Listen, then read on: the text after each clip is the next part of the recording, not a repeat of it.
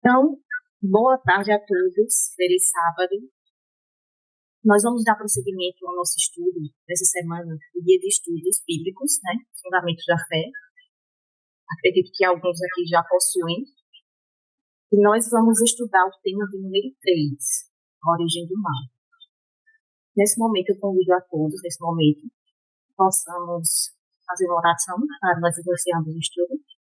Da maneira como estamos, oremos ao Senhor.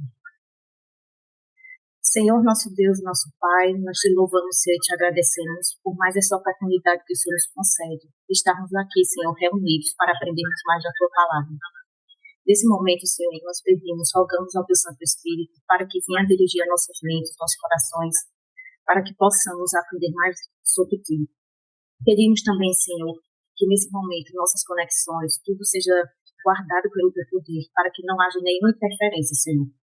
E para que possamos nos debruçar sobre esse tema e aprendermos algo que é tão profundo, tão precioso, que é o Teu amor revelado, mesmo nesse tempo. Nós te pedimos, Senhor, e te agradecemos em nome de Jesus. Amém. Vamos iniciar, deixa eu compartilhar aqui a tela com vocês.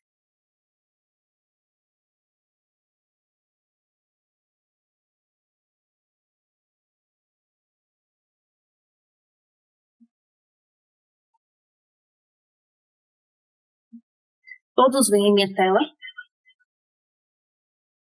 Não. Não. Assim. Agora sim, né? Oxi. Bom, vamos iniciar o estudo de hoje. Como eu mencionei anteriormente, nós vamos falar sobre a origem do mal. E este tema, ele gera certa dúvida e certos questionamentos acerca da pessoa de Deus. Nós vemos isso não só no meio secular, mas até no meio professo cristão. E eu vou trazer para vocês, por exemplo, esse pensamento, que é o paradoxo de Epicuro. Não sei quantos aqui já ouviram falar, mas ele vem trazer sobre esse paradoxo. Se Deus é bom, por que existe o mal? E ele vai se debruçar sobre esse tema e ele vai dizer que a soberania de Deus ela é ameaçada pela existência do mal. Porque se Deus é soberano, por que o mal existe? Porque ele não destrói o mal. E se ele é um Deus de amor, como é que ele permite a existência do mal? Isso também faz dele um pouco mal. Porque ele, digamos assim, é como se ele apreciasse também o mal. E quando a gente vai ver também alguns ramos do cristianismo, para tentar explicar sobre esse tema, muitos vão falar que o mal precisa existir para a soberania de Deus ser mais evidente, digamos assim. E a gente vai ver que a Bíblia vai nos trazer a resposta correta acerca disso. E aí, no guia de estudos, na introdução do tema, vai falar exatamente essa descrição aqui, sobre a origem do mal. Eu não coloquei toda, mas a gente vai ver apenas na primeira estrofe, diz assim. A origem do mal é um tema profundo e revela o impacto de uma escolha que se afastou da justiça e da bondade divinas. Lúcifer, criado por Deus como um ser perfeito, então aqui já temos a introdução daquele que é o originador do mal, e dotado de grande beleza e inteligência, permitiu que o orgulho crescesse em seu coração. Ele desejou uma posição de honra que somente Deus poderia ocupar. Esse desejo trouxe rebelião ao céu, iniciando um conflito entre a luz e as trevas, entre a verdade e a mentira. Então, vejam só aqui nessa primeira parte a gente já pode destacar alguns pontos, certo? Lúcifer, ele foi criado por Deus, um ser perfeito, mas ele permitiu que o orgulho crescesse em seu coração. Mas, assim, a gente pode trazer já esse questionamento que a gente já vai discorrer com as demais perguntas. Vejam só. Como só um ser perfeito pode ter orgulho no seu coração? Então, a gente vai, ao longo desse estudo, entender os passos que levaram Lúcifer a se tornar Satanás, o adversário de Deus. Porém, como esse sentimento brotou no coração dele, isso não é possível de ser respondido. Por quê? porque senão o pecado ele teria uma razão para existir. Ele é um intruso no universo. Ele não havia razão nenhuma, porque ele foi criado perfeito, todas as suas, digamos assim, as suas necessidades eram supridas pelo seu Criador, e não havia razão para o seu descontentamento. A gente vai entender que quando ele se desvia do seu Criador e passa a amar a si mesmo. Então, na primeira pergunta, diz assim: quem foi Lúcifer antes da rebelião e o que o levou à sua queda? Então, vamos para os versos bíblicos, né? Que a gente já pode começar a entender sobre esses passos que o levou, na verdade, a pecar contra Deus. Então, vamos lá para o livro de Ezequiel.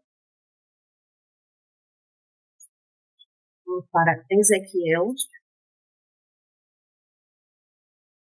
capítulo 28, do verso 14 ao verso 17. Ezequiel, capítulo 28, do 14 ao 17. E diz assim na minha versão, né? A versão é a King James, diz assim: Tu és o querubim ungido e cobre, e eu te estabeleci assim. Tu estiveste sobre o santo monte de Deus, caminhaste para cima e para baixo no meio das pedras de fogo. Tu eras perfeito nos teus caminhos, desde o dia em que foste criado, até que se achou iniquidade em ti. Então, aquele pequeno trecho lá que nós lemos é um resumo daquilo que estamos lendo aqui na Bíblia. Perfeito, foi criado perfeito, até que se achou iniquidade nele. Por causa da amplitude das tuas contratações, foste cheio de iniquidades e pecaste. Por isso eu te lançarei como profano para fora do monte de Deus. Eu te destruo, ó querubim cobridor, do meio das pedras de fogo. Esse verso, ele já nos traz como exaltada era a posição de Lúcifer. Eu sei que vamos ter mais para frente o estudo sobre o santuário, mas os irmãos lembram o que é que havia ali na Arca da Aliança? Tem as imagens dos querubins, né? Isso, querubim cobridor. E o que é que havia dentro da arca? A vara de Arão que floresceu, uma porção do maná e a lei de Deus. E aqui no verso 16 de Ezequiel diz que Lúcifer era querubim cobridor. No verso 17, continuando, diz assim: o teu coração elevou-se por causa da tua beleza. Ou seja, algo que Deus deu para ele como dom, ele perverteu. Corrompeste a tua sabedoria por causa do teu brilho, te lançarei por terra e diante dos reis te coloquei para que te contemplem. Então, aqui nós já podemos ter uma ideia daquilo que aconteceu naquele conflito que iniciou-se no coração de Lúcifer e que, como diz aqui o verso 16, pecou contra Deus. E pecado, a definição bíblica, como nós bem sabemos, na 1 João 3,4, é transgressão da lei de Deus. A única definição bíblica de pecado. Então, ele acariciou no seu coração, como diz lá em Tiago, né, o pecado, atraído, engodado, e aquilo o levou para a queda final. E agora nós vamos ler o verso 14 de Isaías, capítulo 14 de Isaías, que também vai nos trazer mais luz acerca da queda de Lúcifer, seu estado de pureza, para tornar-se como adversário de Deus. E a gente vai entender que quando Lúcifer decide pecar contra Deus, tudo aquilo, como ele é o originador do pecado, tudo aquilo que Deus não é, ele se tornou. Deus é bondoso, ele é só maldade. Deus é misericordioso, ele é só vingança. Então, tudo aquilo que ele havia de bom nele foi pervertido totalmente para o mal. E aqui no capítulo 14 de Isaías diz assim: como caíste do céu, ó Lúcifer, filho da manhã, tu que foste derrubado ao chão, que enfraquece as nações. Porque tu tens dito em teu coração: eu ascenderei em direção ao céu, Eu exaltarei meu trono acima das estrelas de Deus. Eu também sentarei sobre o monte da congregação, nos lagos do norte. Eu ascenderei acima das alturas das nuvens. Eu serei semelhante ao Altíssimo. Uma questão bem interessante que nós podemos analisar aqui no capítulo 14 de Isaías, e depois a gente vai ver como Satanás ele tenta levar também esse sentimento na queda, já na próxima pergunta. Que ele não se contentou com a posição que ele tinha no céu. Ele, como ser criado, ele estava apenas abaixo da divindade, né? Deus Pai, Deus Filho e Deus Espírito Santo. Então, ele não se contentou, melhor dizendo, com essa posição, e ele desejou ser igual a Deus. E a gente pode trazer muitas lições para a nossa vida acerca desse comportamento, e se isso tem se reproduzido em nós. Porque nós temos que tratar esse tema e analisá-lo do seguinte aspecto, que aquelas características, se foram manifestas nele, ele tenta implantar também na humanidade. E isso precisa servir de lição para cada um de nós. Esse tema, ele vai nos tratar do amor de Deus. Mesmo como a gente viu aquela discussão que havia ali no início, essa má compreensão sobre a origem do mal, ela só revela o caráter e a bondade de Deus. Por quê? Porque Deus ele não aceita um serviço forçado, mas só de forma voluntária a adoração. Inclusive, aqui no canal da Irmã Thelma, tem uma playlist que é o direito de quê? Liberdade de consciência na religião. É muito importante esse tema, que nós possamos compreender como Deus se manifesta o seu amor através da liberdade que ele confere às suas criaturas. E como o Satanás vai usar isso no fim dos tempos para manifestar todo o seu caráter de maldade. Porque ele tem prazer em oprimir. E Deus tem prazer apenas no amor. Então, vamos agora para a segunda, primeiro, para aqui a resposta. Né? Quem foi Lúcifer antes da rebelião e o que levou à sua queda? Diz assim, Lúcifer é um anjo exaltado e perfeito, criado para refletir a glória de Deus. Sua queda começou quando ele se afastou da justiça de Deus, desejando exaltar a si mesmo acima do Criador. A pergunta número 2, né? Como o mal se originou no coração de Lúcifer?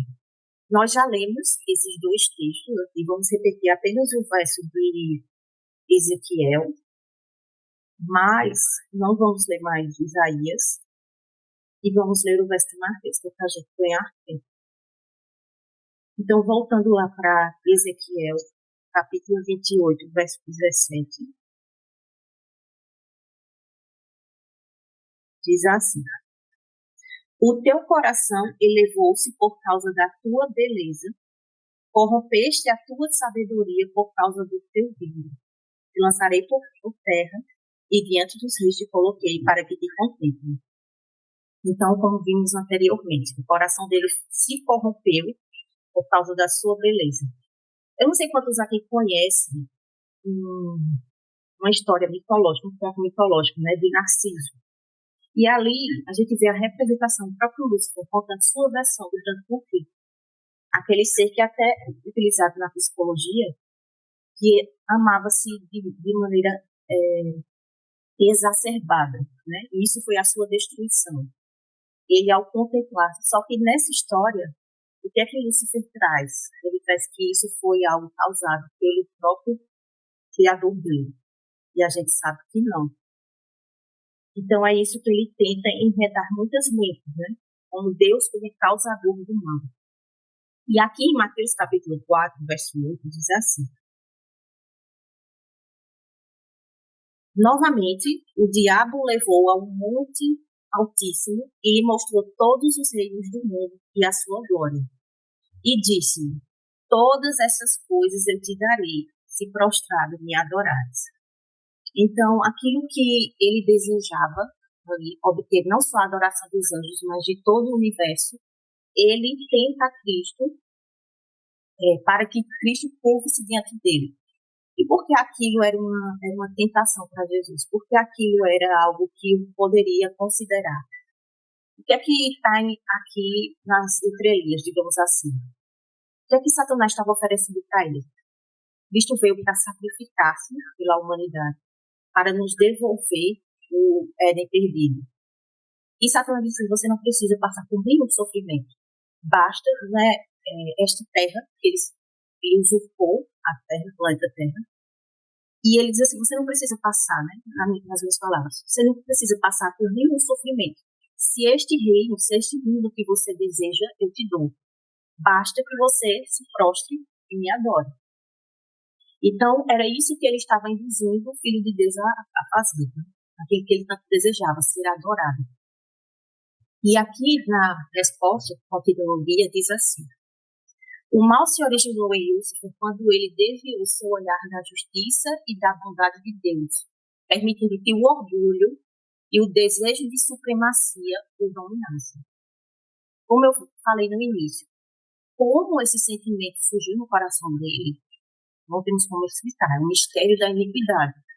Mas ele tinha o poder de escolha de não acariciar no coração dele esse sentimento, esse desejo de supremacia.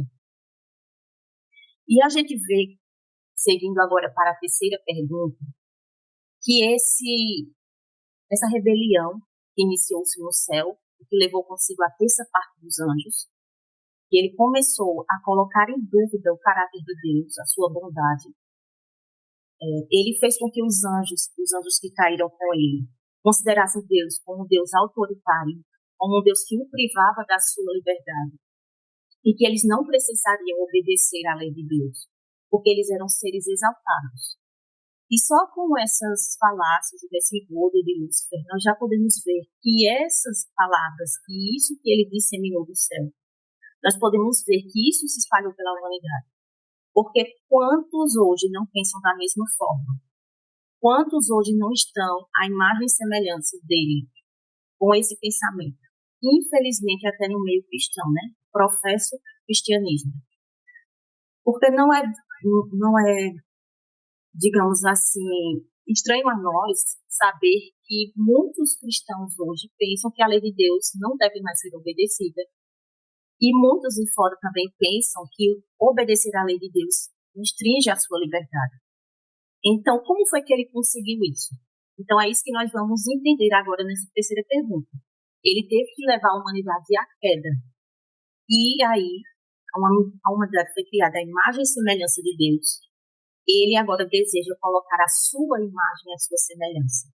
E essa pergunta do número 3 é uma pergunta que vai nos trazer muitas lições e que é muito importante que a gente se debruce sobre ela um pouco.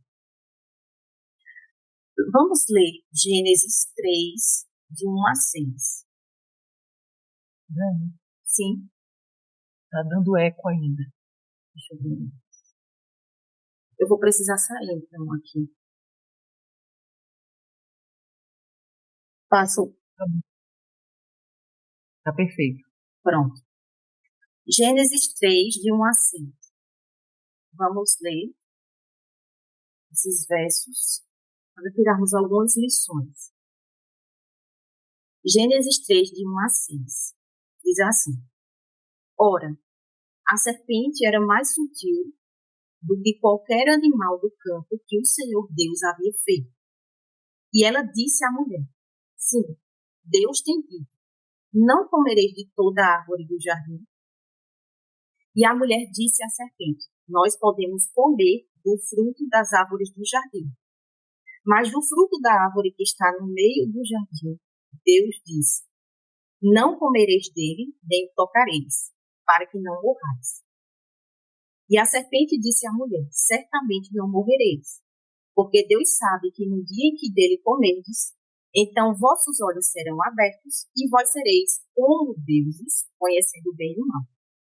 E quando a mulher viu que a árvore era boa para alimento e que era agradável aos olhos, e uma árvore a ser desejada para fazer alguém sábio, ela tomou do seu fruto e o comeu, e deu também a seu marido, e ele o comeu com ela. Então vamos ver aqui alguns passos de como foi que Lúcifer enganou Eva. Aqui Satanás, já. Então vejam só. Aqui, quando Deus orienta E temos que ter em mente que Eva, ela não era inocente a respeito da rebelião que havia acontecido no céu. Eles tinham sido avisados. Lá no Salmo 17, verso 4, diz assim: pela palavra dos teus lábios, guardei das veredas do destruidor. E também é nos dito, né, pelo profeta, que Deus não faz nada se primeiro revelasse os servos dos profetas. Então, Deus orientou Adão e Eva, e ele disse a eles o que havia acontecido. E a gente vai ver isso melhor na próxima pergunta. Então, vejam só. Deus deu todas as orientações acerca da árvore do conhecimento do bem e do mal, de que eles não deveriam comer daquele fruto. Mas por que foi que Eva teve uma mudança na mentalidade dela? Quando a gente vai aqui para o verso 3, ela diz assim: não comereis dele, nem o tocareis, para que não morrais. Ela fez um acréscimo aqui. Deus disse que não comesse. E aqui, por que é que a mente de Eva, nesse verso 3, a gente já começa a compreender que a mente de Eva, ela estava sendo ludibriada. De que forma? Por quê? Pelo primeiro passo que ela deu.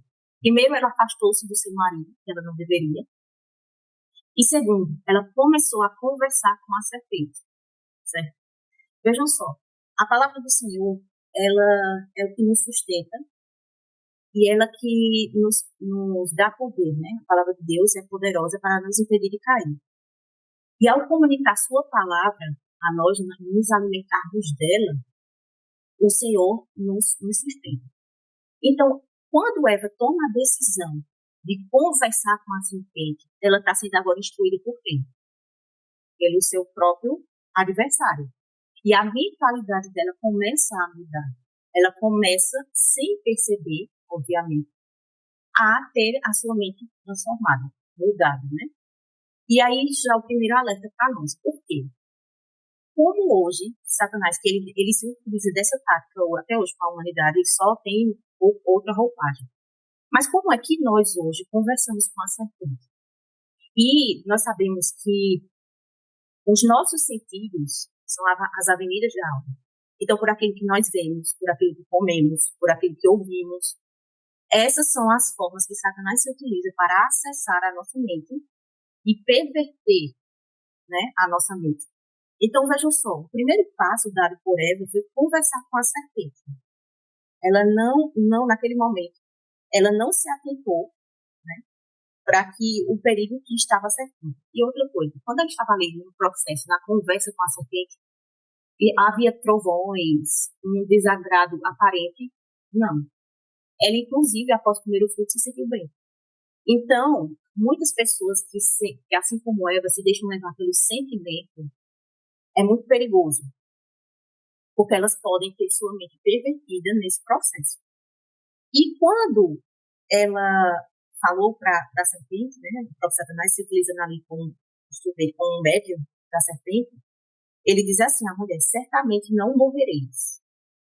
E o que é que ele pregou para Eva, que a gente vai ver agora nos próximos slides, mas ele prega para Eva a imortalidade da alma. E a gente precisa se atentar nesse verso também. Por quê? Porque a imortalidade que ele prega aqui não é apenas o estado dos mortos, né? Nós sabemos, a alma que pecar, essa morrerá. Não é um estado de consciência após a morte apenas. Mas o principal que ele prega aqui para Eva é que Eva pecaria, porque Deus disse que eles não comessem do fruto, e isso era um mandamento de Deus. Pecado é transgressão da lei. Então, se ela pecasse, o que aconteceria com ela? Deus disse que eles morreriam, mas Satanás disse não. Então, esse evangelho que está sendo pregado pela serpente para Eva é o mesmo evangelho que tem sido pregado em boa parte do cristianismo. Mas você não vai morrer. Então, isso é algo que nós precisamos atentar. O pecado, que ele não é totalmente destrutivo, que aquilo que você não conseguir, isso já vem do paganismo, você vai se esforçar para aplacar a ira de Deus, você vai tentar pelas suas próprias forças, e aquilo que você não conseguir, Cristo vai transformar na glorificação. Isso é um evangelho que tem sido pregado. E aqui no verso 5 diz assim, porque Deus sabe que no dia que dele comerdes, então vossos olhos serão abertos e vós sereis como deuses, conhecendo o bem e o mal. E aqui, nesse verso 4 e nesse verso 5, Satanás ele pega 5 evangelhos para Eva. E a gente vai ver agora no decorrer. Vou passar aqui, depois a gente repete.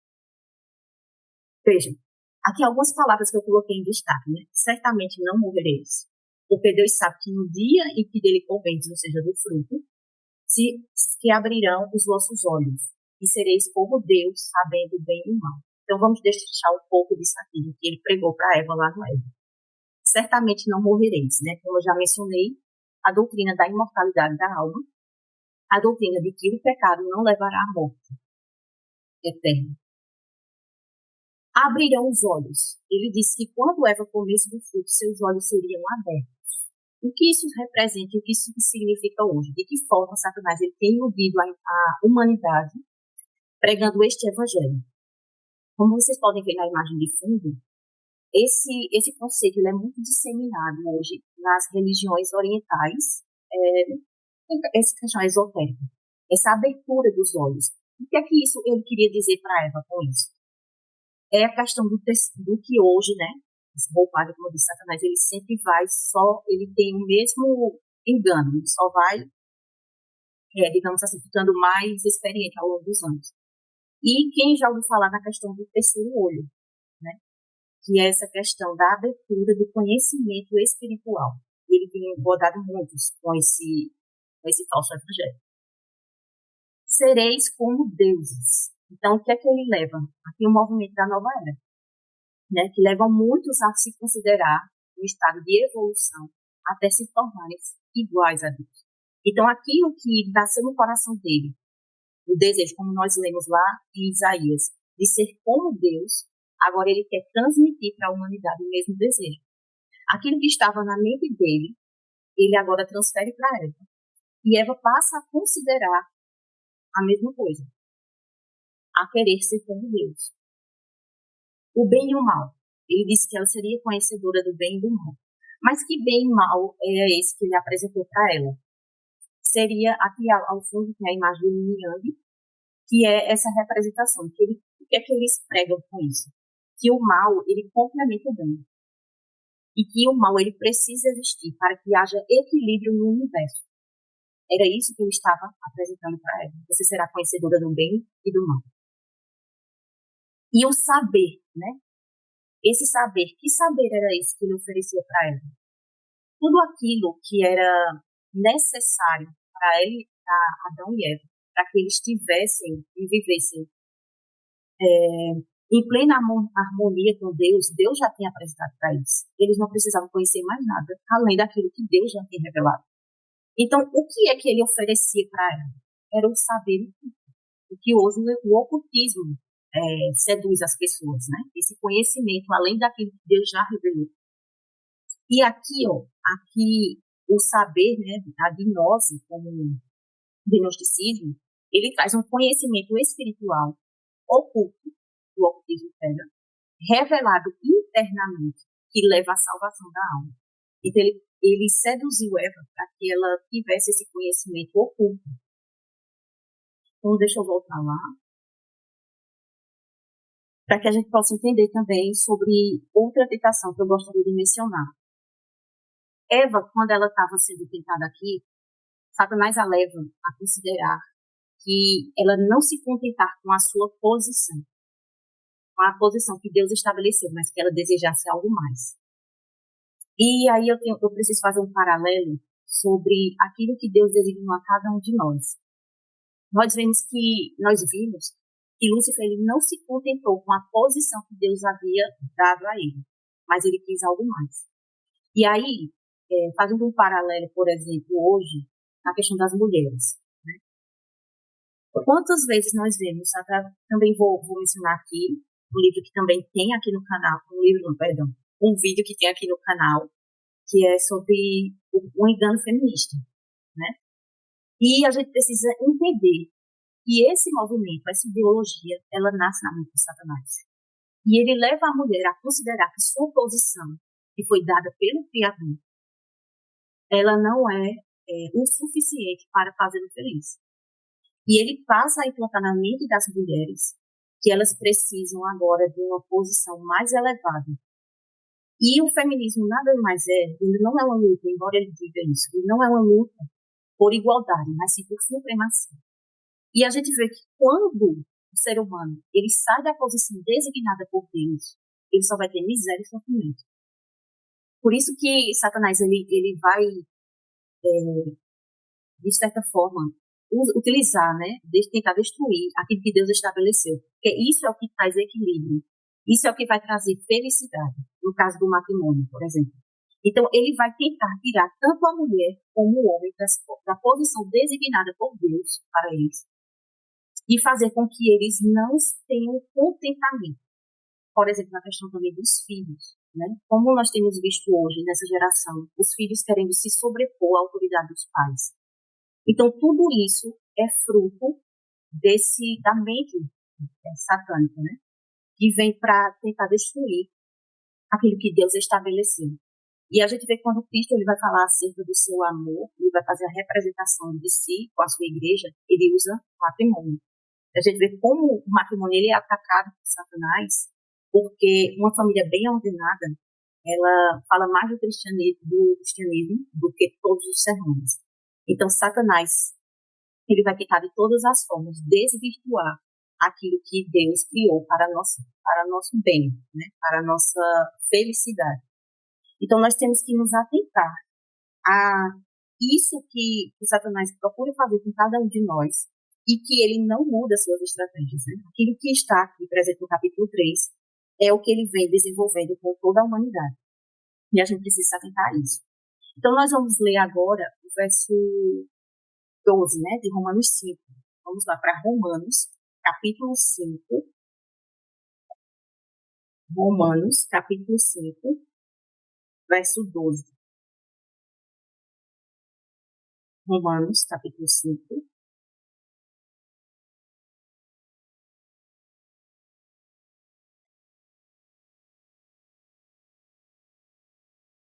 Verso 12.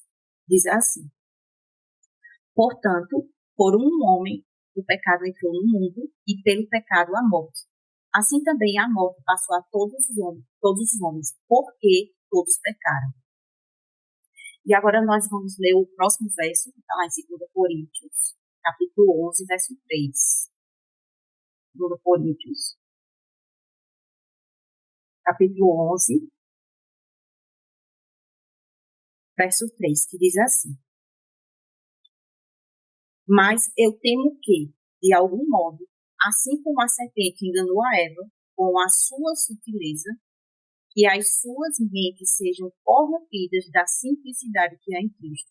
Esse verso é muito poderoso e nos traz uma séria reflexão daquilo que nós fizemos agora, no capítulo 3, né, de Gênesis. Aqui uma advertência do apóstolo Paulo, para que a serpente que enganou a Eva com a sua sutileza, né, que as suas mentes sejam corrompidas da simplicidade que há em Cristo. Então, como é que nós poderíamos ter nossa mente corrompida? Ao conversarmos com a serpente, ao abrirmos, né, a porta de entrada com as ideologias da serpente. Então, aqui na resposta do número 3, na questão 3, diz assim: Satanás, após a sua queda, tentou Adão e Eva no jardim do Éden, enganando-os e levando-os a desconfiar da justiça de Deus e a buscar sua própria independência. Né? Então, existem muitas Evas modernas hoje, né, querendo ser independentes, buscar essa independência, que na verdade é escravidão. Estou passando aqui esses. Então, a pergunta de número 4 diz assim: qual foi a ordem de Deus a Adão e Eva e como eles falharam em segui-lo? Vamos primeiro para os versos bíblicos. Vamos voltar para Gênesis, capítulo 2. Gênesis, capítulo 2.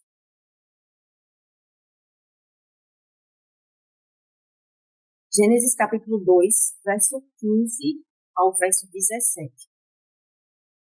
Gênesis 2, 15 ao 17 diz assim: mas o Senhor Deus tomou o homem e o colocou no jardim do Éden para cultivá-lo e guardá-lo. E o Senhor Deus ordenou ao homem, dizendo: de toda a árvore do jardim tu poderás comer livremente, mas da árvore do conhecimento do bem e do mal, dela tu não comerás, pois no dia em que dela comeres, tu certamente morrerás. Então eu gostaria de chamar a atenção dos irmãos para essa palavra, o verso 15, guardá-lo. O que é que isso significa? Isso vai trazer uma lição importante para nós. A palavra aqui no hebraico é a palavra chamar. E o seu significado é este. O que significa guardar, né? Chamar. Guardar, vigiar, proteger. Então, era no sentido de manter algo em segurança, como um vigia protege um território. Essa foi o que Deus designou a Adão. E o porquê deveria manter algo em segurança?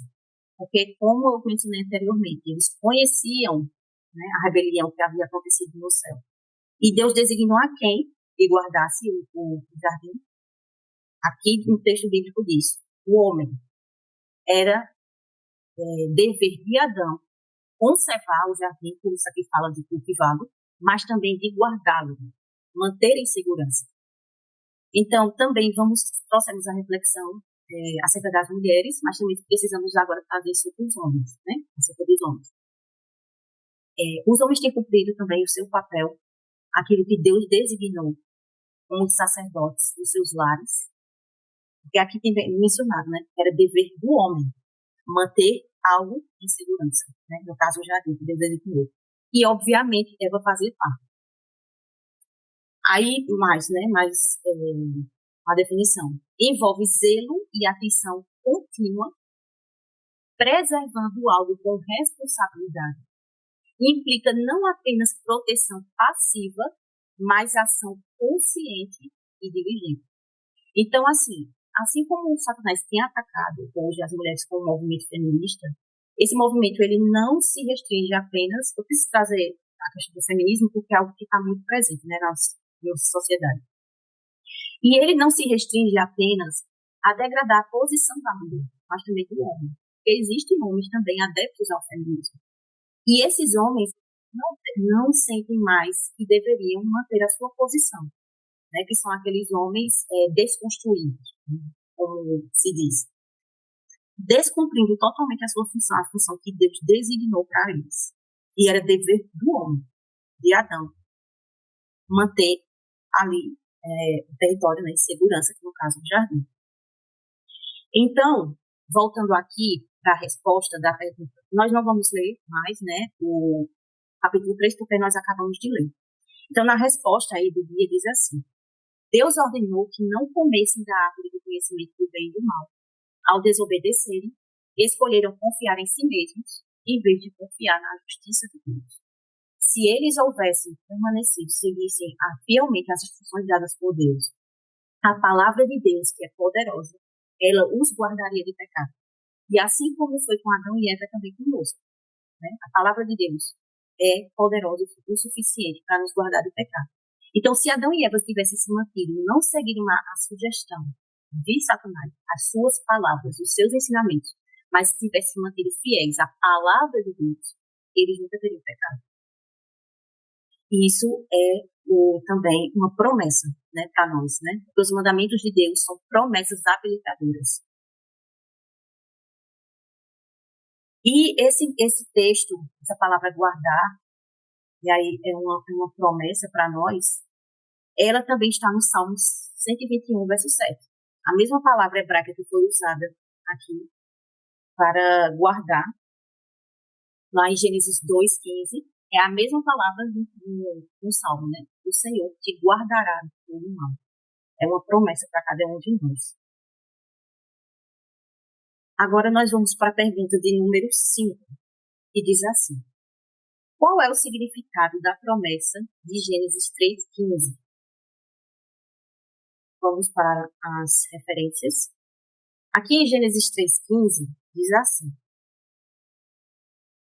e eu colocarei inimizade entre ti e a mulher, e entre a tua semente e a sua semente. Ela ferirá a tua cabeça, e tu lhe ferirás o calcanhar.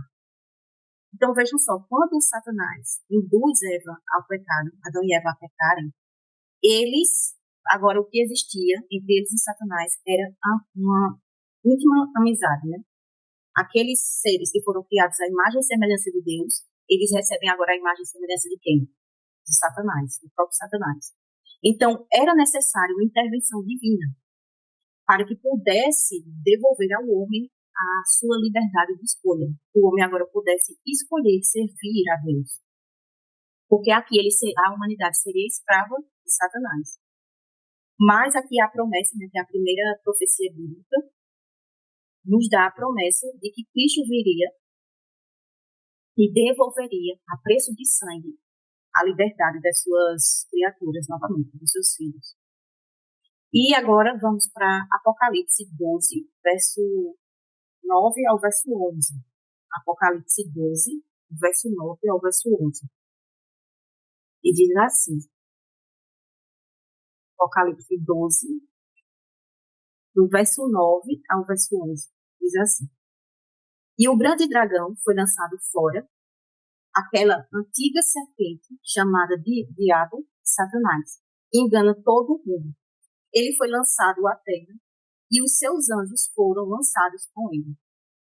E ouvi uma alta voz, dizendo do céu: Agora chegou a salvação e a força, o rei e o reino do nosso Deus, e o poder do seu Cristo, porque o acusador de nossos irmãos é derrubado, o qual os acusava de dia e noite, diante do nosso Deus.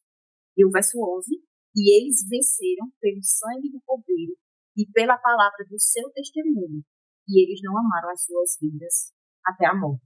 Então, a promessa, né, da vitória, dada lá em Gênesis 3,15, a promessa de que Deus devolveria, né, às suas criaturas o direito de escolher servi-lo e assim receber também o poder de Deus por meio de Cristo, né, do sacrifício de Cristo, para que possamos ser justificados por meio do seu sacrifício e termos de volta, né, a justiça de Deus não apenas imputada ao homem por meio do seu sacrifício, mas também a justiça comunicada de Cristo, que é o quê?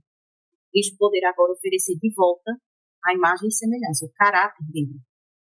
Vamos agora para Romanos, capítulo 16, verso 20. Romanos 16, 20.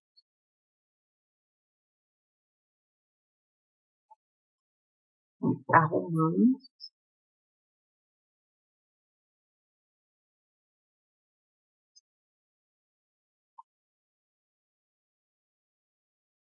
16, 20. Diz assim: E o Deus de paz esmagará em breve a Satanás debaixo de vossos pés. A graça do nosso Senhor Jesus Cristo seja convosco. Então, a promessa, né, de que Deus esmagará em breve a Satanás, assim como foi predito lá no Éden, na profecia de Gênesis 3,15. A promessa de Gênesis 3,15 revela que Deus vencerá o mal, enviando um Salvador para derrotar o poder de Satanás e restaurar a comunhão com a humanidade. Então, ele nos oferecerá perdão, mas também a reconciliação, né, por meio da sua justiça. Agora, a pergunta número 6 diz assim: Como a escolha de Lúcifer mostra a natureza do pecado? As referências. Vamos lá. Nós já lemos Isaías, capítulo 14, né? Então, vamos para 1 João, primeira epístola de João, capítulo 3, verso 8. 1 João, capítulo 3, verso 8. Diz assim: Aquele que comete pecado é do diabo, porque o diabo peca desde o princípio. Para este propósito, o Filho de Deus foi manifestado, para que pudesse destruir as obras do diabo. Então, esse verso é extremamente poderoso, né, para nos mostrar que Cristo ele pode destruir as obras do diabo. E o verso não diz que são algumas obras do diabo, mas destruir as obras do diabo. Para isso, Cristo foi manifestado. Então, nós podemos ter a plena segurança de que todas as obras más, tudo aquilo que Satanás leva o homem a cometer o pecado, né, induz, né, ele não tem o poder de forçar, mas induz. Tudo isso pode ser vencido pelo poder de Cristo. Basta aceitarmos a sua justiça pela fé. Agora vamos para João, agora o Evangelho de João, capítulo 8, verso 44. João 8, 44.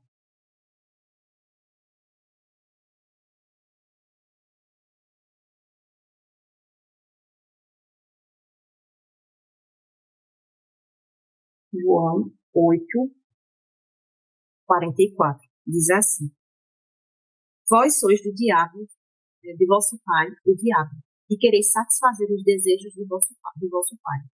Ele foi homicida desde o princípio e não permaneceu na verdade, porque não há verdade, nele. Quando ele fala do que é próprio, porque é mentiroso do pai dela. Então aqui mostra as características. E o mais duro desse verso é que Cristo não está falando aqui com os gentios, né? Mas ele está falando com o seu próprio povo. Ele diz que as características, aquele espírito que eles manifestavam, inclusive que eles estavam ali tramando o assassinato do próprio Filho de Deus, é a reprodução do caráter de Satanás. Assim como Satanás intentou fazer isso contra Deus, aqueles que, infelizmente, seguem os seus caminhos farão o mesmo. E era aquilo que o povo estava manifestando em sua vida. Ele, quando o Cristo fala, né, que falou com eles acerca disso, que eles tentavam matá-lo, estavam ali se articulando para matar, tirar a vida do próprio Filho de Deus. Então vejam como que o pecado é capaz de fazer. Porque Satanás, ele de fato, ele implementa na vida do ser humano aquilo que ele é. E nós não temos só temos apenas duas escolhas, né? Dois caminhos. Ou nós seremos imagem e semelhança de Deus, ou nós seremos a imagem e semelhança do criado. Reproduziremos aquilo que ele é, infelizmente. Aí a resposta diz assim, a resposta da pergunta número 6. A escolha de Lúcifer mostra que o pecado é um afastamento da justiça e da submissão a Deus, buscando uma posição também, que só o Criador merece. Então, quando há o afastamento da justiça e da submissão a Deus, automaticamente há uma submissão a outro poder, né? É o poder de Satanás, infelizmente. A pergunta de número 7 diz assim: como o pecado afeta o nosso relacionamento com Deus? Vamos para referências aqui. Isaías capítulo 59, verso 2. Isaías capítulo 59.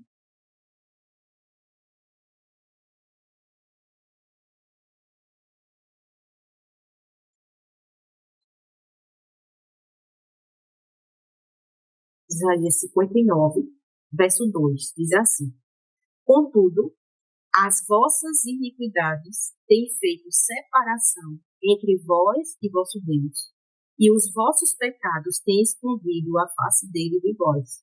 Assim ele não ouvirá. Uma questão interessante que a gente precisa mencionar acerca desse verso é que o texto diz assim: as vossas iniquidades têm feito separação entre vós e vosso Deus. Deus, ele não se afasta do pecador, ele não tem repulsa pelo pecador, mas sim pelo pecado, pelo ato. Porque muitas pessoas concluem que, ao não conhecer o caráter de Deus, que Deus, ele rejeita o pecador. Não, ele rejeita, ele não se harmoniza. O que causa a separação, de fato, é o pecado. E a gente precisa entender também que quando nós cometemos algum pecado, não é Deus que se afasta de nós, mas nós que nos afastamos dele, pela nossa própria escolha. Uma evidência que nós podemos ter acerca disso é a parábola do filho pródigo. Quem é que escolhe afastar-se do seu pai? Quem é que escolhe ter uma vida dissoluta e viver os prazeres deste mundo? Ele sai em busca dos prazeres, ele se afasta, ele toma a decisão de se afastar do pai. É uma decisão que é dele. Deus, ele, quando vemos até no relato bíblico, quando Adão e Eva pecam, quem é que vai ao encontro deles? Deus não os rejeita, não se afasta deles, mas, pelo contrário, vai ao encontro.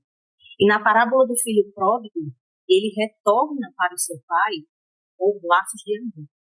Né? O amor com que o pai sempre manifestou por ele é o que faz ele cair em si e voltar ao pai. Então, Deus, ele nunca se afasta.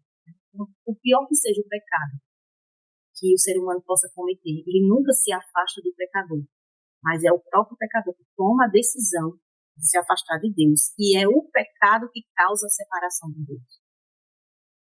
Agora vamos para Romanos, é um verso bastante conhecido nosso. Romanos, capítulo 3, verso 23.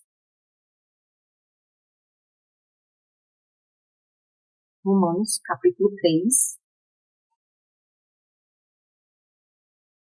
verso 23.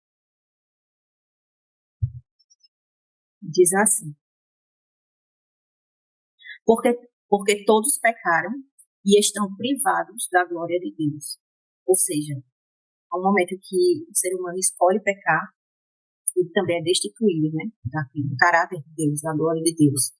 E aí precisa haver a reconciliação. E agora o Salmo 5, verso 4. Salmo 5, verso 4.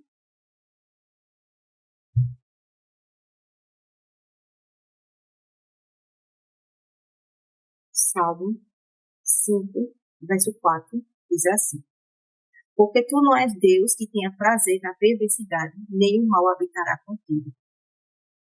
Aqui mostra uma característica de Deus, né?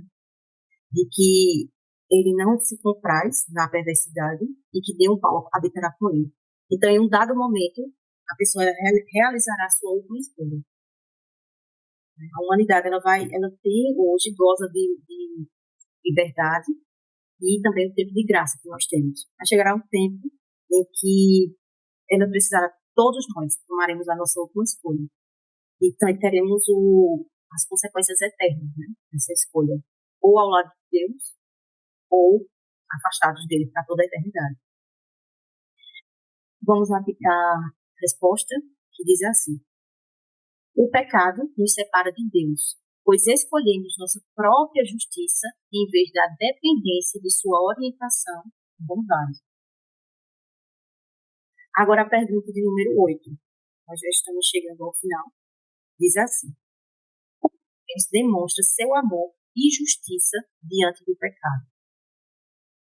Vamos para João, Evangelho de João, capítulo 3, verso 16, que nós sabemos até de cor, mas vamos abrir em João, capítulo 3, verso 16.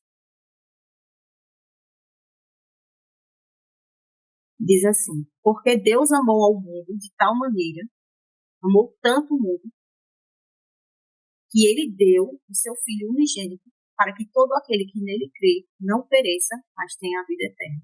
Na minha versão diz tanto, né? Mas em outras versões diz de tal maneira.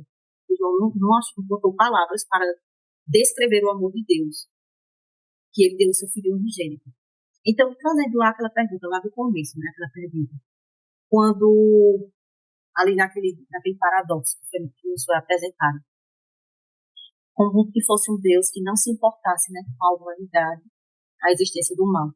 E a gente vê que quando Deus ele confere às suas criaturas o livre-arbítrio, ele correu o risco de ter um adversário, alguém que se opusesse a ele.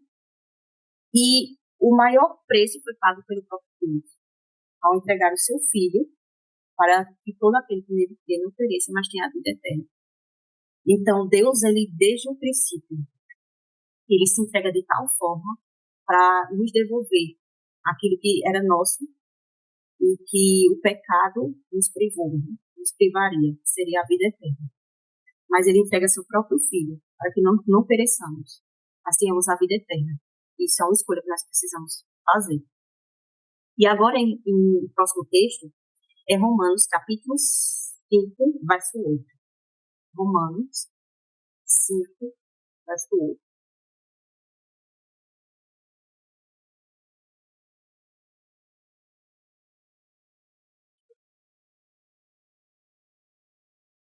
Romanos 5, verso 8 diz assim: mas Deus demonstra o seu amor para conosco, em que, sendo nós ainda pecadores, Cristo morreu por nós.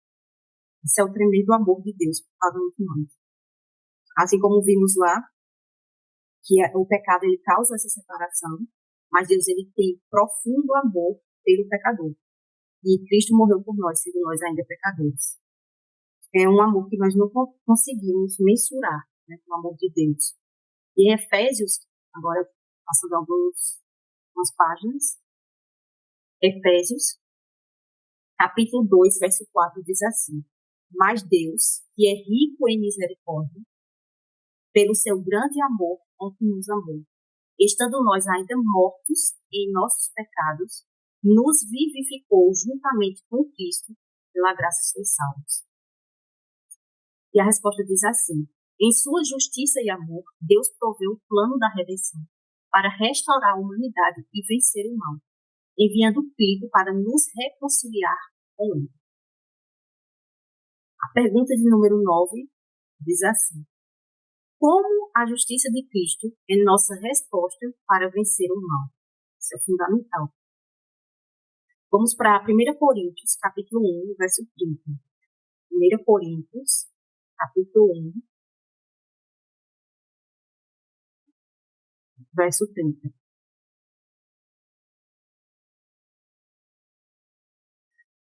Diz assim: mas vós sois dele, em Cristo Jesus, o qual, por parte de Deus, nos foi feito sabedoria, justiça, santificação e redenção. Uma coisa que nós muitas vezes temos um conhecimento e um pensamento equivocado é que muitas vezes nós procuramos todas essas coisas além de Cristo, fora dele. Por isso que muitas vezes nós temos falhado, nós temos caído, porque nós não entendemos que ao receber Cristo no trono do nosso coração, ele é feito sabedoria, justiça, santificação e redenção. Então, muitas vezes nós buscamos santificação fora de Cristo, nós buscamos a redenção fora de Cristo, sabedoria fora de Cristo, e não nele, não crendo nele. E ao receber ele, todas essas coisas serão manifestas também em nossa vida. Então, nós precisamos atentar para isso, para que mas vós sois dele em Cristo Jesus, o qual, por parte de Deus, nos foi feito. Nós precisamos compreender isso. Agora vamos para Romanos, voltar aí, Romanos, capítulo 8, verso 1 e verso 2, que diz assim: portanto, agora nenhuma condenação há para os que estão em Cristo Jesus. Em algumas versões, o verso encerra aqui, mas o verso completo diz que não andam segundo a carne, mas segundo o Espírito. Porque a lei do Espírito de vida em Cristo Jesus me livrou da lei do pecado e da morte. Vamos agora para Tiago, capítulo 4. Tiago, capítulo 4.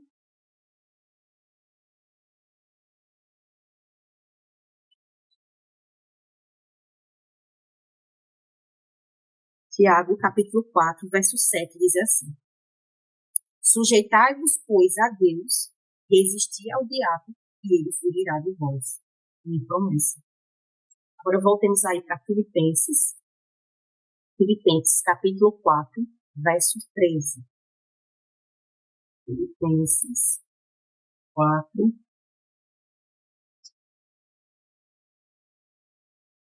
4:13, que diz assim: eu posso fazer todas as coisas por meio de Cristo que me fortalece. Então, longe de Cristo, buscando apenas reformas exteriores, nós não obteremos poder. É unicamente por meio de Cristo que nos fortalece, que nós podemos todas as coisas. Com Cristo, sempre com Ele. A resposta: Cristo é a justiça que nos falta. Ao dependermos dele, somos transformados e fortalecidos para resistir ao mal e viver em obediência, unicamente por meio do seu poder. A obediência que foi manifesta em sua vida, nós podemos também obter pela fé em Cristo. E a última pergunta do estudo de hoje diz assim: qual é a promessa final de Deus para o fim do mal? Apocalipse 21, verso 4, diz assim. Vamos lá para Apocalipse 21, verso 4. E Deus enxugará todas as lágrimas de seus olhos, e não haverá mais morte, nem tristeza, nem choro, nem haverá mais dor, porque as coisas antigas são passadas. Ainda também aqui em Apocalipse, no capítulo 20, no verso 10, diz assim: e o diabo que os enganava foi lançado no lago de fogo e enxofre, onde estão a besta e o falso profeta, que serão atormentados dia e noite para sempre e sempre.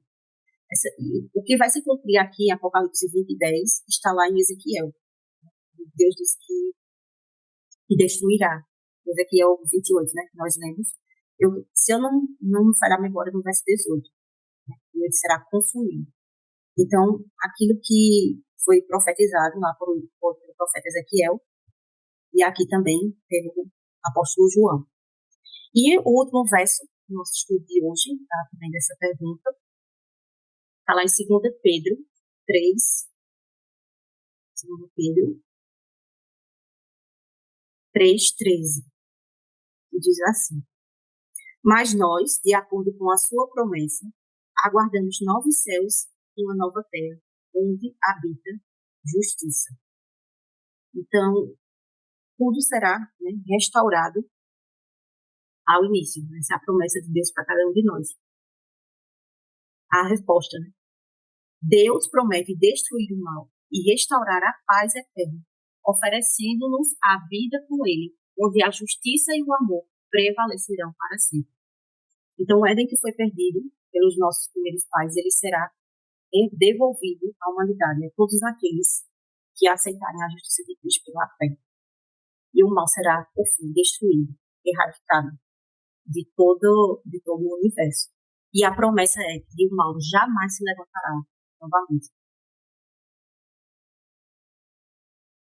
Esse foi o estudo e, sim, não, temos ainda um convite. Parte importante, é o convite. Convite especial para você. Então, aqui tem esse convite que é feito, realizado, né, ao final de cada estudo, que diz assim: ao estudar a origem do mal, entendemos que o pecado é uma escolha que nos afasta da justiça e do amor de Deus, trazendo dor e separação. É a única coisa que o pecado tem oferecido. O Cristo disse que o Satanás ele só veio para trazer destruição, né? Ele só veio para trazer, esqueci o verso, morte e destruição. Contudo, Deus, em sua infinita bondade, nos oferece um caminho de restauração e esperança. Ele promete que o mal não terá domínio sobre aqueles que rendem a vida a Cristo, pois ele nos dá força e vitória sobre o poder das trevas. Reflita. Você está disposto a entregar seu coração a Deus, permitindo que ele transforme a sua vida e o liberte do domínio do mal? Hoje, ele o chama a fazer uma escolha, aceitar seu convite para viver em comunhão com ele, confiando que, ao se render a Cristo, o mal não poderá mais ter poder sobre a sua vida. Aceite o chamado de Deus para experimentar verdadeira liberdade e paz em Cristo. Que essa decisão fortaleça sua esperança na vitória final sobre o mal, quando tudo será restaurado à perfeita harmonia com o Criador. O tema da próxima semana que nós iremos estudar, e a irmã Thelma passará, né, esse estudo para nós, se assim o Senhor permitir, na próxima semana, é o pecado e a queda da humanidade. Aquilo que nós vimos de forma introdutória hoje será esmiuçado melhor na próxima semana. E aqui no final temos o guia de estudos, né, esse guia que nós estamos seguindo, o estudo. E aqui você pode ver o número, você pode entrar em contato. Nós ainda temos poucas unidades, não são muitas, mas que você ainda pode pedir. Inclusive, hoje, não sei também quando você estará assistindo esse vídeo, temos aberto um formulário para você fazer a sua solicitação. E esse foi o estudo de hoje que nós tivemos sobre a origem do mal.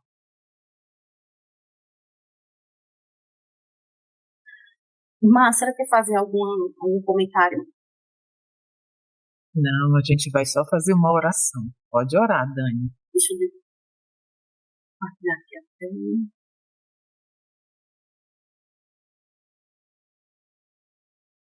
Então, vamos orar? Encerramos com uma oração. Oremos. Senhor, nosso Deus e nosso Pai, nós te louvamos e te agradecemos mais uma vez por essa oportunidade que o Senhor nos concedeu. Muito obrigada, Senhor, porque o Senhor não nos deixou em trevas, mas o Senhor nos traz a revelação acerca de todas as coisas que são importantes para a nossa salvação.